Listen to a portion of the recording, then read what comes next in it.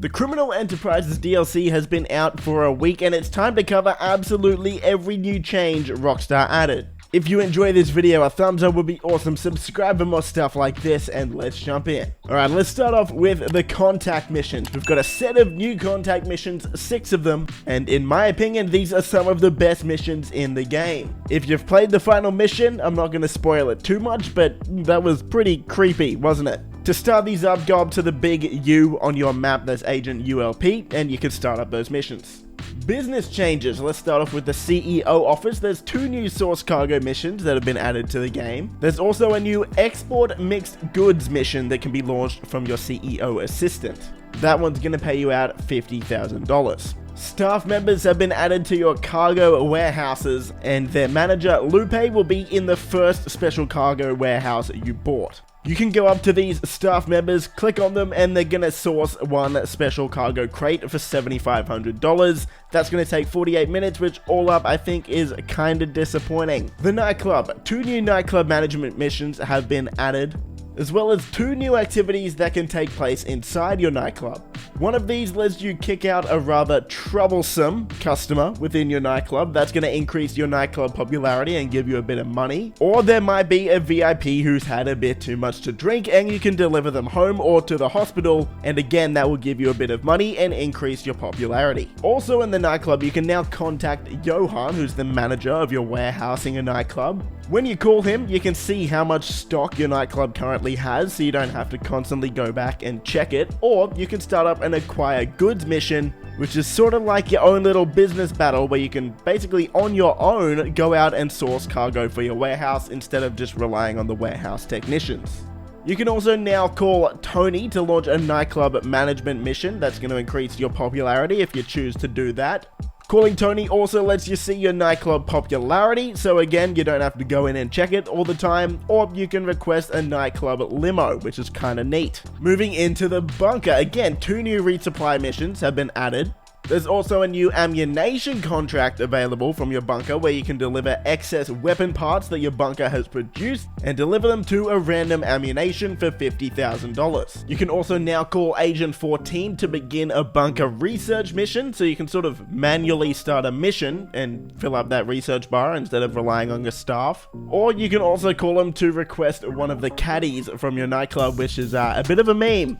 The final business that got to change is the biker clubhouse. 2 new clubhouse contracts have been added. Those are called Hit the Roof and Life and Death Bikes. There's also a new bar resupply that can be launched from the clubhouse bar. This will set you out on a short mission to basically resupply the bar with alcohol. After that, customers will come in and your clubhouse kinda acts like a mini nightclub. From there, you can head into your office inside your clubhouse every once in a while and pick up the money that's in the safe. If you have the custom bike shop in your MC clubhouse, now that's sorta gonna act like the auto shop does. Customers will randomly drop off their bike at the clubhouse, then you can modify it and deliver it to the customer for $50,000. 6 new vehicles have been added at launch: the Omnis EGT, the Greenwood, the Torero XO, Corsita, LM87, and Canada helicopter.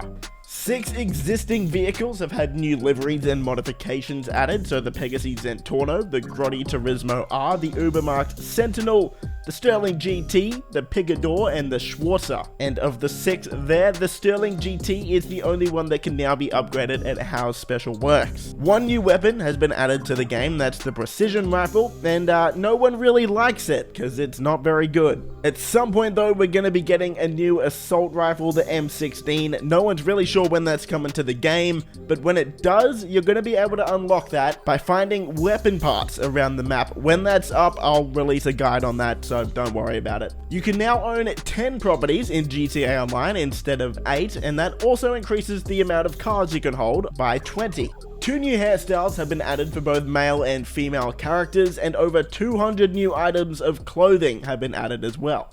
For our final little cosmetic update, over 60 new tattoos are available as well. Let's talk about some quality of life updates. All business content, including stealth missions, can now be accessed in private sessions. The extremely annoying Oppressor Mark II missiles are now a lot less accurate, and the Oppressor Mark II flares and chaff have had their uses reduced and cooldown increased. I made a video breaking this down, so if you want to see exactly what the changes are, go have a look at that one. Kills and deaths in free mode no longer affect a player's KD ratio. That's right, KD is now actually used for things like deathmatches. Kinda crazy. So you can no longer farm your KD by killing people that are just minding their own business. You can now use snacks and armor through a single button press when you're in your weapon wheel, which is a huge change that people have been asking for forever. And the changes that were made in Expanded and Enhanced on Next Gen, where you don't need to go back to Story to find an invite-only session, well, now that's on PS4, Xbox, and PC. New tabs have been added to Legendary Motorsport and Southern San Andreas Auto, so you can now sort vehicles by the amount of doors they have, as well as checking out the weekly featured vehicles. The Sparrow, that's right, the helicopter that you can buy with your submarine, can now be equipped with countermeasures. That's huge. You can now purchase max ammo for all of your weapons with one option rather than each specific weapon type in your interaction menu.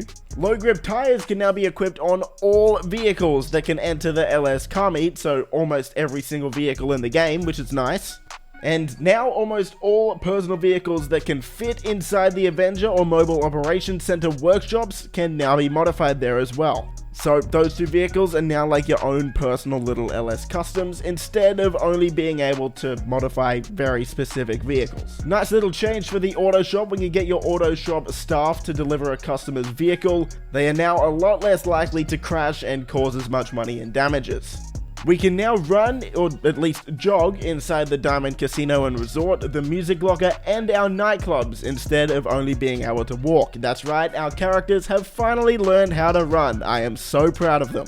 Sort of a strange change, but now we can spend more time on Cayo Perico and can be caught more often, so we can get caught a lot more before we get permanently booted off the island. Security contract deliveries at the agency can now be done in a helicopter or by walking in through the roof entrance instead of having to go through the garage or the front door. Kinda nice. A really good change here. Players are no longer required to pay a charge for destroying another player's weaponized vehicle. So you know how someone attacks you with a weaponized vehicle, then you retaliate and sort of protect yourself by blowing up their vehicle, and then you had to pay the insurance? Yeah, you don't have to do that anymore. That's nice. You can now request vehicles from your mechanic more often. The delivery timer has been reduced. And we know that the sell missions are now available in private sessions, but what Rockstar did to sort of entice people to continue selling in public sessions is the high demand bonus is a lot higher, so you're going to earn a lot more money for selling in a public session. Personally, my advice to you though is I would just play it safe, because now that no one is going to be selling their stuff in public sessions, when griefers see that someone is doing it, well, all of them are going to try and destroy it. If you fail and quick restart a mission, the snacks that you had used are now restocked to whatever you had before when you were in the lobby. So the days of doing the Doomsday Heist, for example, using up all your snacks and then having to basically leave the heist to go get more snacks, well, those days are done. In the final quality of life update, players can now hang up on several phone calls from English Dave, Miss Baker, and Hal. I don't know why we couldn't before, but this is a nice change. Car dealerships. 2 new car dealerships are being added into GTA Online. The first one is one we've known for a while. It's Simeon's dealership. We're now going to be able to go inside, test drive vehicles, and buy them on the spot. We've also got a new luxury autos dealership opening very soon. Maybe it's out by the time this video goes up, who knows? But here the same sort of concept is going to apply. We're going to be able to go in, test drive vehicles, and buy them on the spot. But the difference between these two is I'm assuming this dealership is going to have some nicer cars. Economy updates. Several changes have been made to the GTA Online economy.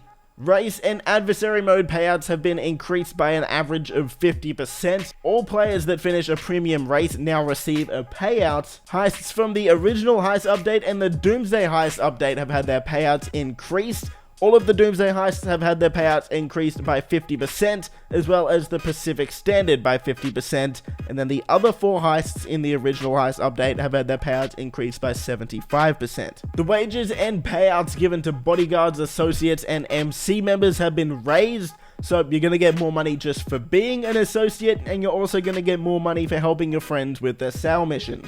Gang renaming and font changing fees have also been reduced for your MC Clubhouse and your CEO. Finally, we have a few changes to the race creator. There's now an anti-grief ghosting option that's been added to the race creator to enable the ghosting of players driving the wrong way. So basically, you know how the people turn around when they're losing and try and ruin the race for everyone else? Well, hopefully that shouldn't be a thing.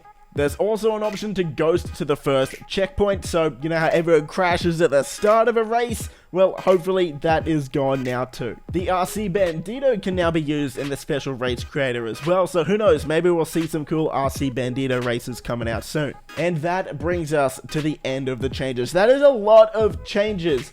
I'm gonna go through and count them and put them either in the title or thumbnail, but that seems like a heck of a lot. This is definitely an update we've needed for a while in GTA Online, and while it was sort of lighter on the actual content added, the changes in this update are absolutely huge. So I hope you enjoyed this video. A thumbs up would be awesome if you did. Subscribe for more stuff like this. Hope you stand safe, and I'll see you in the next video. Boys! Favorite color, money green. I've been on my grind since I was in the 7th grade. Had my first kid, I was only 17. Always a provider for my pack like Wolverines. But you won't find me on the mountaintop.